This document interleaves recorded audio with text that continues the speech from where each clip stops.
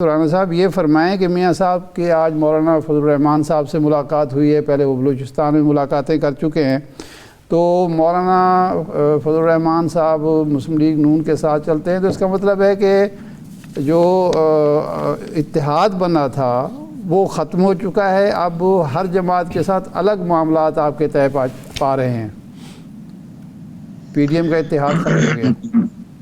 Thank you Shah साहब। मैं जो आप इत्तेहाद की बात करते हैं, इत्तेहाद तो PDM जी जब बनी तो उसका जो था वो एक मैंडेट या एक प्रोग्राम था, वो अपोजिशन का था कि अपोजिशन हम मिलके करें जी और एक ऐसा शख्स जिसको प्राइम मिनिस्टर बना दिया गया है, सेलेक्ट कर लिया या बिठा दिया गया जी और वो उसका तर्ज हुक्मरानी फाशिस्ट किस्म की उसकी अप्रोच है और वो जिस तरह विक्टिमाइजेशन हो रही थी, तो PDM बनी जिससे पीपल्स पार्टी अलग रही, लेकिन उसमें ओवरऑल एक अपोजिशन के साथ वो चलती थी।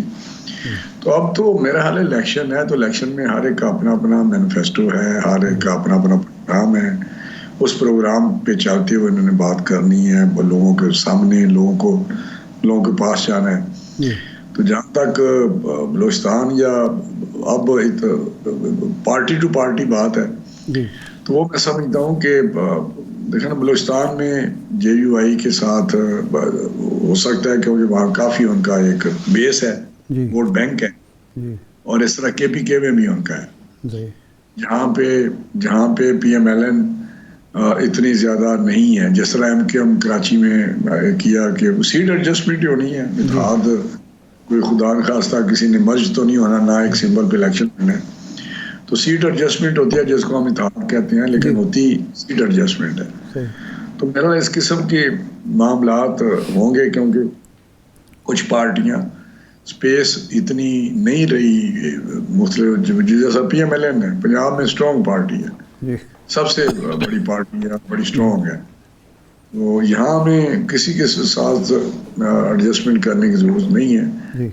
लेकिन अगर करनी भी पड़ी तो मैं भी कोई पॉलिटिकली किसी के साथ 2-4 जगहों पे कर लें, वो क़यादत का फैसला है। लेकिन मैं समझता हूँ कि ये जो आप बात कर रहे हैं उसकी तो बैकग्राउंड ये है, इसमें कोई ये नहीं कि पहले इत्तेहाद था, इत्तेहाद टूट गया। इत्तेहाद जिस मकसद लिए बना था वो हो गया, मकसद पूरा हो गया, तो इत्तेहाद भी ख़त्म हो गया।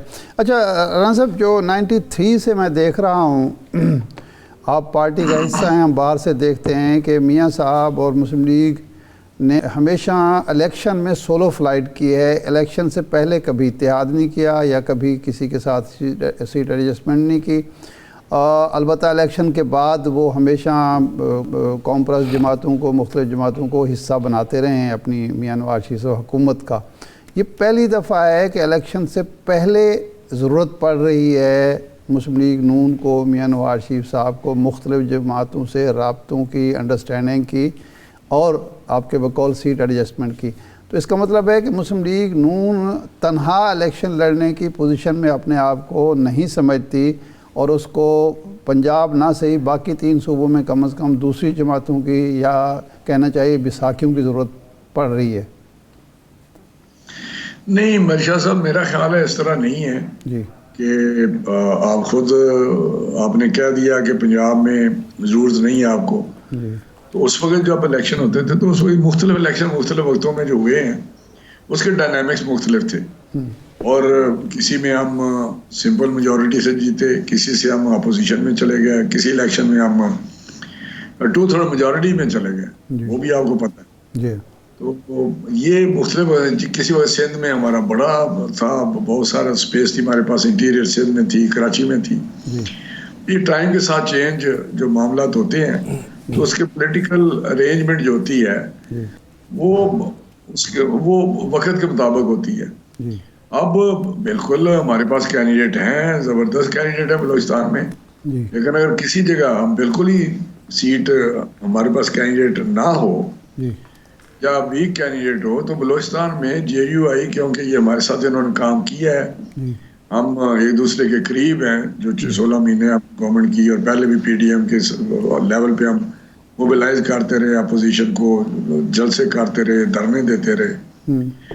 मैं समझता हूँ कि उनके साथ कोई मामला तय पाने में कोई हर्ज नहीं है, वो ये कमजोरी ना समझें। जी। ये तो मैं समझता हूँ कि एक स्ट्रेंथ है, अच्छा। जैसे फ्यूचर की एक जो एक आपको शक्ल नजर आ रही है अच्छा। कि कल को जो गवर्नमेंट बनेगी, जी। अगर जो मुस्लिम लीग नून वाजिया अक्सरियत के साथ जीतेगी इंशाल्लाह, जी। और फिर इन पार्टियों को भी साथ ही लेके चलेंगे असेंबली में भी। तो सही। ये तो जो जिनके साथ आप अंडरस्टैंड। अच्छा राना साहब, बिलावल भुट्टो जरदारी साहब को अगर देखा जाए तो वो कहते हैं कि अगर इंतखाबात से पहले ही फैसला होना है तो फिर इंतखाबात की क्या ज़रूरत है। अब वो ये फैसला पाकिस्तान तहरीक इंसाफ के हक़ में तो देख नहीं रहे होंगे, अपने हक़ में भी नहीं देख रहे, इसीलिए गिला कर रहे हैं। तो आप लोगों ने कौन सा पता उन्हें शो करवा दिया कि उन्होंने आप लोगों को हदफ तनकीद बनाया हुआ?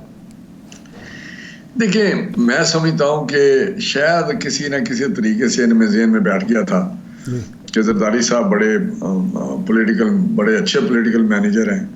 नहीं है वैसे? जी वैसे नहीं है। नहीं, देखिए मैं नहीं कोई ज्यादा सख्त बात नहीं करना चाहता। चालाकी को आप पॉलिटिकल मैनेजमेंट नहीं कह सकते। अच्छा। क्या आपने उधर चक्कर चला दिया, सैनेट में चक्कर चला दिया, सैनेट में किसी और तरफ चले गए, किसी दूसरे किसी और तरफ चले गए। अच्छा। पॉलिटिकल मैनेजमेंट थोड़ी सी डिफरेंट होती है, वो पॉजिटिव साइड पे होती है। ठीक। क्योंकि जिस तरह हम सीट एडजस्टमेंट कर रहे हैं, जी। लेकिन ये जो बातें हैं ये शायद उनके किसी बैक ऑफ माइंड पे थी कि शायद हम बड़े कर जाएंगे, कोई करतब कर जाएंगे जरदारी साहब पे भारी। तो वो शायद उनको होता हुआ नजर नहीं आया कि अब बिलावल साहब उस फ्रस्ट्रेशन में हो, या उनको लग रहा हो कि हमें इसमें कोई शक है कि मुस्लिम लीग नून अब मियां नवाज शरीफ की लीडरशिप में सबसे बड़ी जमात है पाकिस्तान में, पॉलिटिकल जमात है, सियासी जमात है।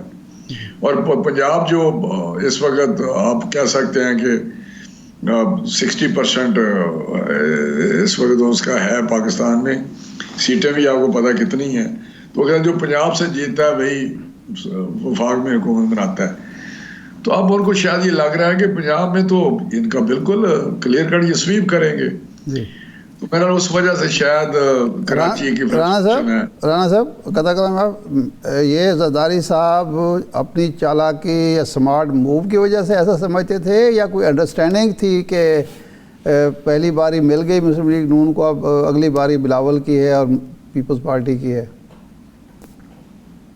देखिए जी, मेरे पास कोई इन्फॉर्मेशन तो नहीं है जी। लेकिन जब हम इनकी बातें सुनते थे उस वक्त, अच्छा, या इनकी सोच देखते थे जी, तो हमें कुछ लगता था कि या तो ये समझते हैं कि मैं कुछ चक्कर चला लूंगा, मियां नवाज शरीफ वापस नहीं आएंगे। अच्छा। मियां नवाज शरीफ साहब, मैं आपको बता रहा हूँ जी, जब मियां साहब वापस आ रहे थे तो इनके चेहरे पे ये कहते नहीं आएंगे, 2 दिन पहले भी कह रहे थे नहीं आएंगे, तो खुश थे। जब वो आ गया तो शायद इनको परेशानी हुई कि अब हमारे मामला खराब हो गए।